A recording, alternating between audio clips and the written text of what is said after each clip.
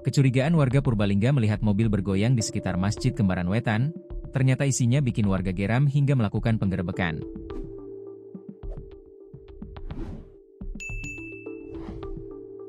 Terdapat sepasang muda-mudi sedang berbuat tak senonoh dalam mobil tersebut. Aksi tak senonoh itu langsung memicu kemarahan warga karena dilakukan di area yang dianggap sakral dan ramai dilintasi masyarakat. Rekaman penggerebekan tersebut diunggah oleh akun TikTok pengguna 92729782976 pada Minggu, 16 November 2025, dan langsung menarik perhatian warganet.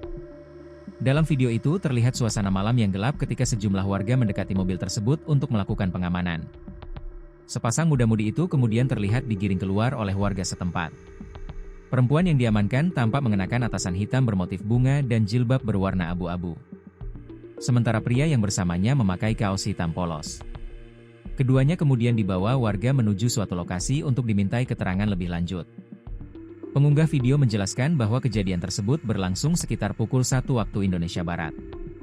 Kecurigaan warga muncul ketika mereka melihat mobil itu bergoyang-goyang di area sekitar Masjid Kembaran Wetan. Mobil itu sempat terparkir cukup lama tanpa aktivitas, sampai akhirnya gerakannya yang mencurigakan membuat warga mendekat. Usai diamankan, pasangan muda-mudi tersebut dibawa ke balai desa sebelum diserahkan kepada pihak Polsek Kaligondang. Warga sekitar menggerebek sebuah mobil bergoyang di depan masjid di Kembaran Wetan, Kecamatan Kaligondang, Purbalingga.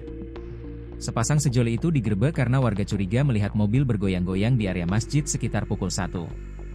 Setelah dicek, ternyata ada pasangan muda-mudi di dalam mobil tersebut. Kira-kira sedang apa mereka? Tulis akun pengunggah.